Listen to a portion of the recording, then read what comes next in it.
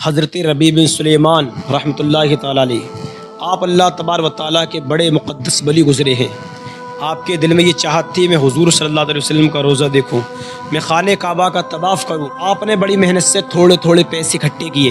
اکٹھے کرنے کے بعد میں آپ کے یہاں سے قافلہ جا رہا تھا خانہ کعبہ کے لیے۔ اپنے گاؤں کے قافلے کے ساتھ آپ اور آپ کے بھائی دونوں شریک ہو جاتے۔ حضرت ربیع بن سلیمان رحمۃ اللہ تعالیٰ علیہ کا قافلہ جب کوفہ کی سرزمین پر پہنچا، حضرت ربیع بن سلیمان کوفہ کے بازار جاتے ہیں۔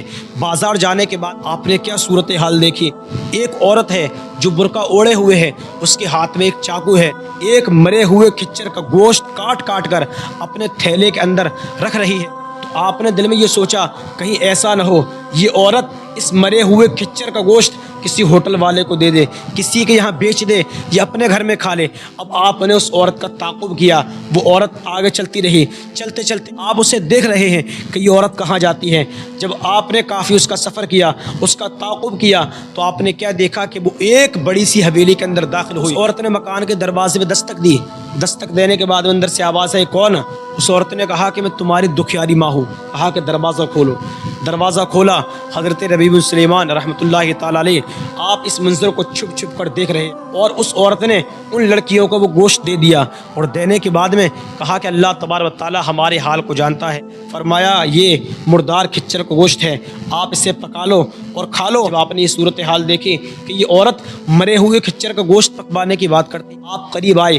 قریب آنے کے بعد میں آپ نے اس عورت سے کہا، اس اللہ والی سے کہا، اے خاتون کیا بات ہے کہ مرے ہوئے کھچر کا گوشت کیوں پکا رہی ہو؟ فرمایا کہ مرے ہوئے کھچر کا گوشت اسلام میں کھانا حرام ہے، اسے تو صرف مجوسی کھا سکتے ہیں۔ فرمایا کہ یہ تمہارے اور ہمارے لیے جائز نہیں ہے۔ تو اس عورت نے کہا، اس نیک بندی نے کہا، اے اجنبی، اے نوجوان، تو ہمیں جانتا نہیں ہم کون ہیں؟ فرمایا ہم آل رسول ہیں، ہمارا تعلق خاندان نبوت سے ہے۔ کہا کہ ہم حضور صلی اللہ علیہ وسلم کی اولاد ہیں، ہم سید ہیں۔ فرمایا کہ ان بچیوں کے باپ کا انتقال ہو گیا، اور اس نے جو سامان چھوڑا تھا وہ سامان بھی ختم ہو گیا۔ فرمایا اب ہمارے پاس میں کچھ نہیں ہے، کئی دن سے ہمارے گھر پہ فاقے ہو رہے ہیں، اس لیے اس صورت میں مردار کا گوشت کھانا جائز ہے۔ فرمایا یہ گوشت ہمارے لیے جائز ہے۔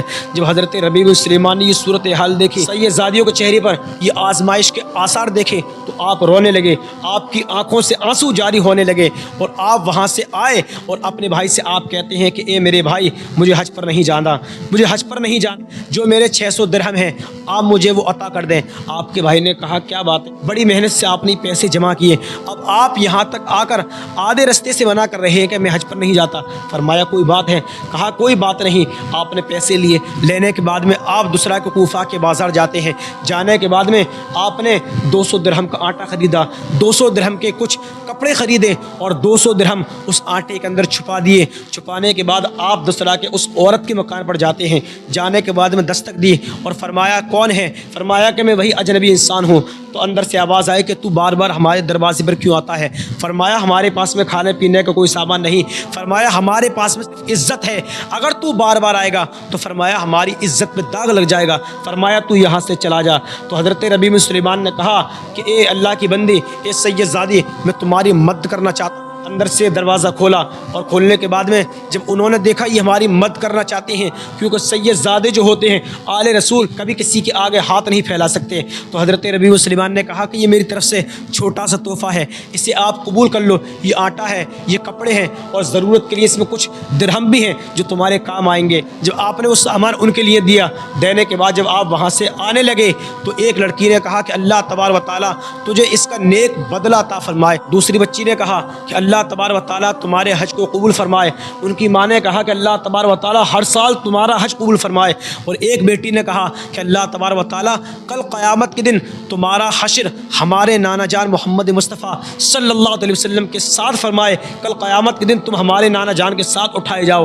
جب آپ نے یہ ان کی دعائیں لی، لینے کے بعد آپ کوفہ کے ایک مسجد میں آ جاتے ہیں، اور قافلہ جا چکا تھا، قافلہ حج کے لیے روانہ ہو چکا تھا۔ آپ نے بڑا قافلے کے انتظار کی، اور جب وہ گھڑی آئے کہ جب حاجی لوگ وہاں سے آنے لگے، آپ حاجیوں کے سامنے آئے اور آپ نے انہیں سلام کیا۔ آپ نے کہا کہ اللہ تبارک و تعالیٰ تم حاجیوں کا حج قبول فرمائے، اللہ تبارک و تعالیٰ تمہارے صدقے سے میری بھی نیک آرزوؤں کو پورا فرمائے۔ تو جب ان حاجیوں نے دیکھا کہ ربیب کیا کہہ رہے ہیں کہ اللہ تمہارا حج قبول فرمائے، تو ایک حاجی نے کہا کہ ربیب کیا تم ہمارے ساتھ خانہ کعبہ میں نہیں تھے؟ کیا تم نے ہمارے ساتھ میں حج نہیں کیا؟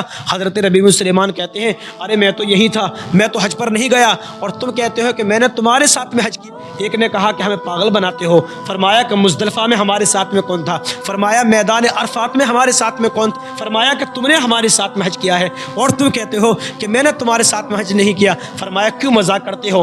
اب ایک آنے والا آیا اور آنے کے بعد میں کہتا ہے اے ربیب، فرمایا یہ وہی تھیلی ہے جو آپ نے حضور سرکار دو عالم صلی اللہ علیہ وسلم کے روزے کے قریب جب ہم سلام عرض کر کے حضور کی بارگاہ سے تب آپ نے یہ تھیلی مجھے پکڑائی تھی۔